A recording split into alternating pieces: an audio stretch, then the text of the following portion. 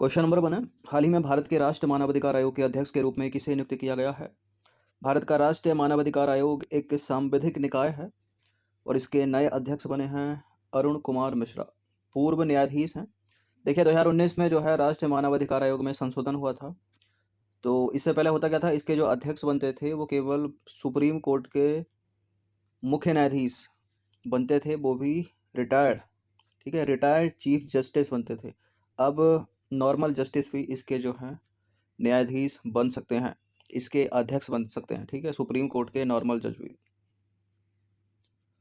तो जून 2021 को supreme court के पूर्व न्यायाधीश, ठीक है, अगर संशोधन नहीं होता तो यहाँ लिखा था सुप्रीम कोर्ट के पूर्व मुख्य न्यायाधीश। ठीक है, 2019 में संशोधन हुआ, इसमें कुछ चीज़ें जोड़ी गई, घटाई गई राष्ट्रीय मानवाधिकार आयोग में। तो देखिए अरुण कुमार मिश्रा को जो है भारत के राष्ट्रीय मानवाधिकार आयोग के अध्यक्ष के रूप में नियुक्त किया गया है और इस पद पर 3 वर्ष के कार्यकाल के लिए उन्होंने न्यायमूर्ति प्रफुल्ल पंत का स्थान लिया है। दो नाम याद याद रखें आपको। नए कौन बने हैं? न्यायमूर्ति अरुण कुमार मिश्रा, और स्थान लिया है किनका? प्रफुल्ल पंत का इन्होंने।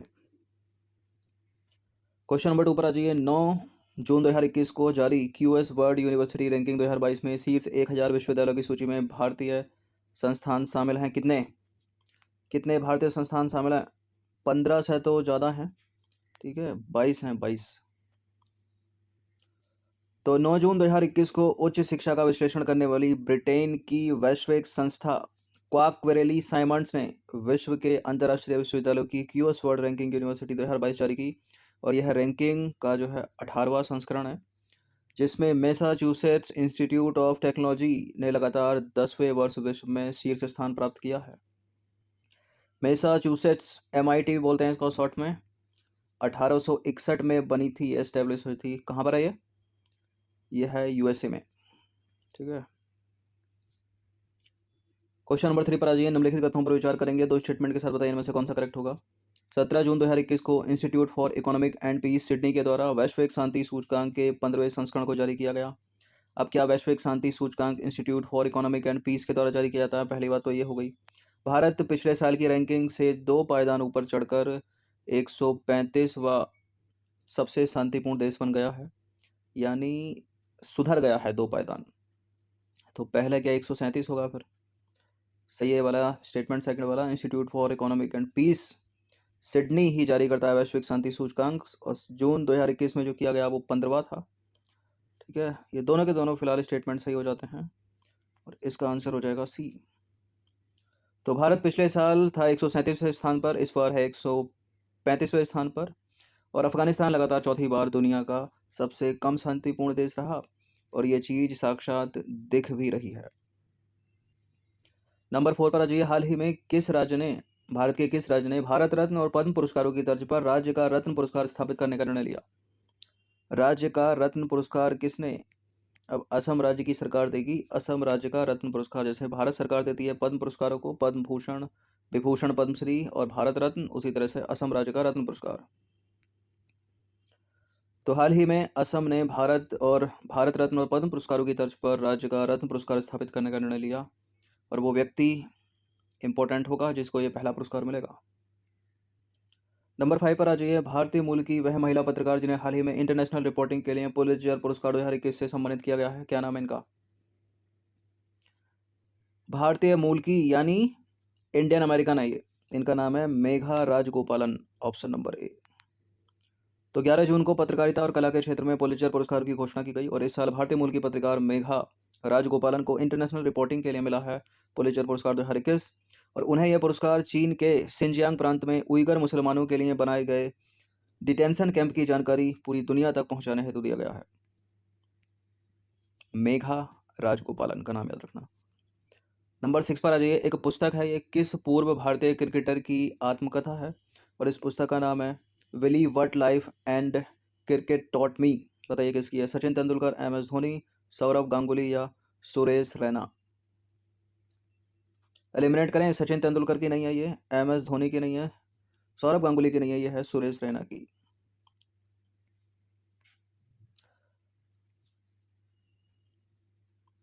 तो सुरेश रैना की आत्मकथा है ये। ठीक है, क्वेश्चन नंबर 7 पर आ जाइए। उत्तर प्रदेश का वह जिला जहां हाल ही में खुदाई से मिला है क्या? चंदेलकालीन नंदी की मूर्ति। यह है उत्तर प्रदेश का ललितपुर डिस्ट्रिक्ट, जहाँ से यूरेनियम होता है उत्पादन सबसे ज़्यादा। तो हाल ही में उत्तर प्रदेश के ललितपुर से चंदेलकालीन नंदी की मूर्ति मिली है। क्वेश्चन नंबर 9 पर आ जाइए। 22 जून 2021 को G20 देशों के शिक्षा मंत्री और श्रम एवं रोजगार मंत्रियों की बैठक किस देश की मेजबानी में हुई? भारत की मेजबानी में नहीं हुई है, ठीक है। किसकी मेजबानी में हुई है? जर्मनी भी नहीं है, फ्रांस भी नहीं है, इटली की मेजबानी में हुई है। तो 22 जून 2021 को G20 देशों के शिक्षा मंत्रियों और श्रम एवं रोजगार मंत्रियों की बैठक जो है इटली की मेजबानी में हुई। क्वेश्चन नंबर 9 पर आ जाइए। हाल ही में देश के सभी राज्यों में स्मार्ट सिटी मिशन में उत्कृष्ट एवं अभिनव कार्य करने के लिए उत्तर प्रदेश राज्य को कौन सा स्थान प्राप्त हुआ है? कौन सा स्थान प्राप्त हुआ है? प्रथम स्थान प्राप्त हुआ है। तो हाल ही में सभी राज्यों में स्मार्ट सिटी मिशन में उत्कृष्ट एवं अभिनव कार्य करने के लिए उत्तर प्रदेश का जो है प्रथम स्थान है, याद रखिएगा।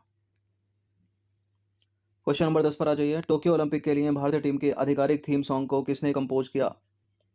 किसने कंपोज किया है, बताइए? मोहित चौहान ने। तो टोक्यो ओलंपिक के लिए भारतीय टीम के आधिकारिक थीम सॉन्ग को मोहित चौहान ने कंपोज किया। और थीम सॉन्ग के शुरुआती बोल क्या हैं? तू ठान ले। क्वेश्चन नंबर 11 पर आ जाइए। कौन है ये? निम्नलिखित में से कौन कथक में डिलीट की उपाधि प्राप्त करने वाली देश की पहली महिला बन गई है? इंपॉर्टेंट है प्रश्न। उत्तर प्रदेश का मुख्य कथक, ठीक है। मैच करने के लिए कई बार पूछा है कि भरतनाट्यम किससे, कथक किससे, कथकली किससे। इनका नाम है डॉक्टर डॉक्टर डॉक्टर विधि नागर, ठीक है। कथक में डिलीट की उपाधि मिली है और भारत की पहली महिला है, इसलिए इम्पोर्टेंट है। तो 10 जून को बनारस हिंदू विश्वविद्यालय के संगीत एवं मंच कला संकाय की कथक नृत्य शिक्षिका डॉक्टर विधि नागर को इंदिरा कला संगीत विश्वविद्यालय खेरागढ़ छत्तीसगढ़ से डिलीट की उपाधि दी गई। और कथक नृत्य में के क्षेत्र में जो है डिलीट की उपाधि प्राप्त करने वाली ये भारत की पहली महिला हैं, ठीक है। इंपॉर्टेंट हो सकता है प्रश्न, पूछे जाने की संभावना 90% से ऊपर है यूपी पीसीएस में या दूसरे यूपी के एग्जाम में। क्वेश्चन नंबर 12 पर आ जाइए। निम्नलिखित कथनों पर विचार करेंगे। दो स्टेटमेंट है यहाँ पर, बताना कि इनमें से कौन सा करेक्ट होगा। उड़ीसा जो है ना, उड़ीसा वो मगरमच्छ की तीनों प्रजातियों वाला भारत का एकमात्र राज्य बन गया है। और असम अब 7 राष्ट्रीय उद्यान के साथ भारत का तीसरा सबसे अधिक राष्ट्रीय उद्यान वाला राज्य केंद्र शासित प्रदेश बन गया है। 6 थे अभी तक, 7वां एक और। तो पहला कौन सा है पर, और फिर दूसरा कौन सा है? केंद्रीय राज्य, केंद्र शासित प्रदेश या राज्य। तो पहला है एमपी मध्य प्रदेश और दूसरा है अंडमान एंड निकोबार राज्य और केंद्र शासित प्रदेश की बात हो रही है, ठीक है। और तीसरे पर आ गया है असम, 7 हो गए इसमें। तो करेक्ट है दूसरा वाला स्टेटमेंट, पहला वाला भी करेक्ट है। मगरमच्छ ही है, उड़ीसा ही है मगरमच्छ की तीनों प्रजातियों वाला भारत का एकमात्र राज्य। तो असम 7 राष्ट्रीय उद्यान के साथ तीसरा सबसे अधिक राष्ट्रीय उद्यान वाला राज्य केंद्र शासित प्रदेश बन गया है। और मध्य प्रदेश 12 और अंडमान निकोबार 9 राष्ट्रीय उद्यान के साथ क्रमशः पहले और दूसरे स्थान पर है। क्वेश्चन नंबर 13 पर आ जाइए। हाल ही में जारी check list of Colombian butterfly शीर्षक वाले दस्तावेज के अनुसार कोलंबिया में विश्व की सभी ज्ञात तितलियों का कितना प्रतिशत निवास करता है, बताइए? कितने प्रतिशत तितलियां पाई जाती हैं अकेले कोलंबिया में विश्व की? 10%, 15%, 20%, 25%। 10% से तो अधिक है, 25% से कम है, 20%। तो 22 जून 2021 को नेचुरल हिस्ट्री म्यूजियम लंदन के द्वारा check list of Colombian butterfly शीर्षक वाले दस्तावेज को जारी किया गया, जिसमें बताया गया है कि अकेले कोलंबिया में दुनिया की सबसे ज़्यादा किस्म की तितलियों का घर है और यहाँ सभी ज्ञात प्रजातियों का 20% है विश्व में। नंबर 14 पर आ जाइए। अनिरुद्ध जगन्नाथ जिनका हाल ही में निधन हो गया किस देश के प्रधानमंत्री और राष्ट्रपति के रूप में सेवा दे चुके थे? यही है अनिरुद्ध जगन्नाथ जिनका हाल ही में निधन हो गया। इसका उत्तर हो जाएगा मॉरिशियस, ठीक है। तो अनिरुद्ध जगन्नाथ मॉरिशस के प्रधानमंत्री और राष्ट्रपति के रूप में सेवा दे चुके थे, जिनका हाल ही में निधन हो गया। 15 प्रश्न, अंतिम प्रश्न। वह राज्य सरकार जिसने असंगठित क्षेत्र के श्रमिकों के लिए ई निर्माण पोर्टल एवं मोबाइल एप्लीकेशन को लॉन्च किया है? असंगठित क्षेत्र के श्रमिकों के लिए ई निर्माण पोर्टल और मोबाइल एप्लीकेशन उत्तर प्रदेश की सरकार नहीं है, झारखंड की सरकार नहीं है, मध्य प्रदेश की नहीं है, गुजरात की सरकार है। तो गुजरात सरकार ने असंगठित क्षेत्र के श्रमिकों के लिए ई निर्माण पोर्टल एवं मोबाइल एप्लीकेशन को लॉन्च किया है। तो ये करंट से रिलेटेड नए 10 प्रश्न थे, 15 प्रश्न थे। इनकी प्रैक्टिस बहुत ज़रूरी है क्योंकि ये इंपॉर्टेंट है। धन्यवाद। तो क्वेश्चन नंबर 1 पर आ जाइए। हाल ही में उत्तर प्रदेश के किस जिले में देश का पहला डॉल्फिन ब्रीडिंग सेंटर बनाए जाने की घोषणा की गई है, बताइए। वाराणसी, मेरठ, आगरा या प्रयागराज। देश का पहला है डॉल्फिन ब्रीडिंग सेंटर, इसलिए इंपॉर्टेंट है, वो भी बनेगा उत्तर प्रदेश के मेरठ जिले में। ऑप्शन नंबर बी है इसका आंसर। तो हाल ही में उत्तर प्रदेश के मेरठ में देश का पहला डॉल्फिन ब्रीडिंग सेंटर बनाए जाने की घोषणा की गई है। नंबर 2 पर आ जाइए। उत्तर प्रदेश का वह स्थान जहां DRDO द्वारा ब्रह्मोस की नेक्स्ट जनरेशन मिसाइलों का उत्पादन किया जाना प्रस्तावित है, कहाँ है वो? लखनऊ, कानपुर, ग्रेटर नोएडा या प्रयागराज? लखनऊ। तो देखिए 24 अगस्त 2021 को ब्रह्मोस एरोस्पेस की मुख्य कार्यकारी अधिकारी और प्रबंधक निदेशक ने DRDO द्वारा निकट भविष्य में Uttar Pradesh defence industrial corridor के तहत लखनऊ में ब्रह्मोस की नेक्स्ट जनरेशन मिसाइल का उत्पादन किए जाने की घोषणा की है।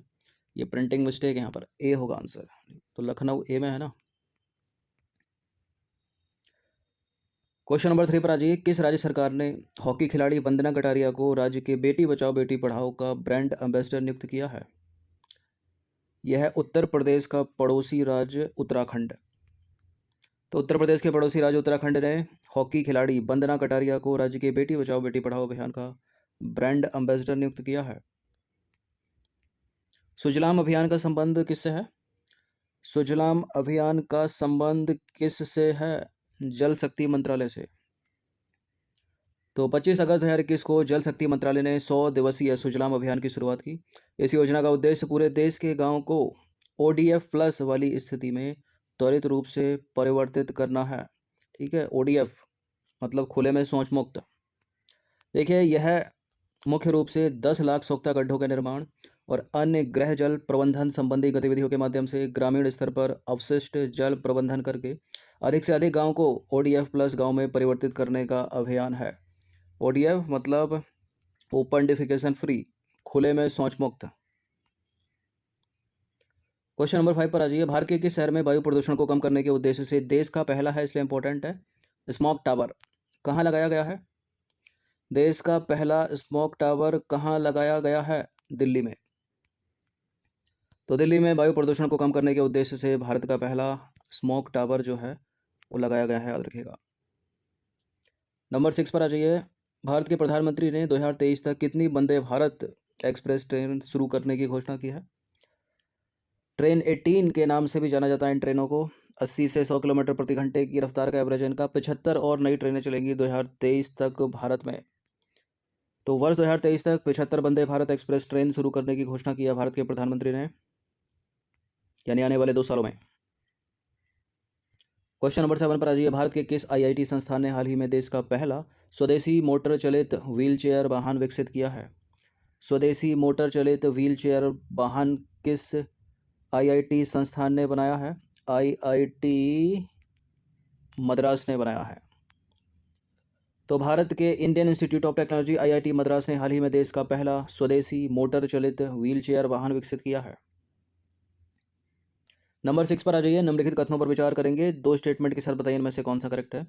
13 अगस्त 2021 को आयोजित पुरस्कार समारोह में पुणे में सीरम इंस्टीट्यूट ऑफ इंडिया के संस्थापक एवं व्यवसाय साइरस पूनावाला को प्रतिष्ठित राष्ट्रीय लोकमान्य तिलक पुरस्कार 2021 से सम्मानित किया गया। साइरस पूनावाला को, उन्हें यह पुरस्कार कोविड-19 के दौरान किए गए कार्यों तथा उनकी कंपनी द्वारा बनाई गई कोरोना वैक्सीन कोविशील्ड के संदर्भ में दिया गया है।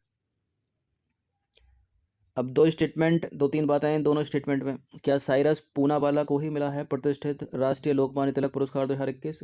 और क्या साइरस पूनावाला के द्वारा जो बनाई गई कोरोना वैक्सीन है वो कोविशील्ड है, ठीक है, या कोवैक्सीन है? देखिए करेक्ट है दोनों के दोनों स्टेटमेंट। कोविशील्ड ही विकसित की है इनकी कंपनी ने, ठीक है, पहला और दूसरा सही है, तो दोनों के दोनों करेक्ट हो गए। इसका आंसर हो जाएगा सी। क्वेश्चन नंबर 9 पर आ जाइए। हाल ही में किस राज्य सरकार ने सूचना प्रौद्योगिकी में उत्कृष्टता के लिए राजीव गांधी पुरस्कार नामक नए पुरस्कार की घोषणा की है? राजीव गांधी पुरस्कार सूचना प्रौद्योगिकी में उत्कृष्टता के लिए महाराष्ट्र की सरकार ने केंद्र सरकार की तर्ज पर, जैसे केंद्र सरकार ने अभी हाल ही में मेजर ध्यानचंद खेल रत्न पुरस्कार परिवर्तित किया ठीक है, राजीव गांधी खेल रत्न पुरस्कार से उसी की तर्ज पर इन्होंने भी। तो हाल ही में महाराष्ट्र सरकार ने सूचना प्रौद्योगिकी में उत्कृष्टता के लिए राजीव गांधी पुरस्कार नामक नए पुरस्कार की घोषणा की है। और केंद्र सरकार द्वारा राजीव गांधी खेल रत्न पुरस्कार का नाम बदलकर मेजर ध्यानचंद खेल रत्न पुरस्कार करने के कुछ दिनों के बाद इस पुरस्कार की घोषणा की महाराष्ट्र की सरकार ने। 10वां प्रश्न है, हाल ही में भारत की कितनी आर्द्र भूमियों को रामसर स्थल के रूप में चयनित किया गया है? तो कुल मिलाकर हो गई हैं 46 और हाल ही में ऐड की गई हैं 4। तो 14 अगस्त 2021 को केंद्रीय पर्यावरण मंत्रालय ने 4 भारतीय स्थलों को रामसर कन्वेंशन के तहत अंतर्राष्ट्रीय महत्व की आर्द्र भूमि के रूप में मान्यता दिए जाने को लेकर एक विज्ञप्ति जारी की। और इसके साथ ही भारत में रामसर स्थलों की संख्या हो गई है 46। क्वेश्चन नंबर 11 पर आ जाइए। रामसर स्थल के रूप में हाल ही में शामिल हुई बाधवाना आर्द्र भूमि कहाँ स्थित है? बाधवाना है गुजरात में, गुजरात के बड़ोदरा में। तो बाधवाना आर्द्र भूमि गुजरात के बड़ोदरा जिले में स्थित है, याद रखिएगा। क्वेश्चन नंबर 12 है, एक पुस्तक है, इस पुस्तक का नाम है the Begum and Rani Hazrat Mahal and Lakshmibai in 1957। फिर से सुन लीजिए, the Begum and A Rani Hazrat Mahal and Lakshmibai in 1957। किसने लिखी है ये? किसने लिखी है ये?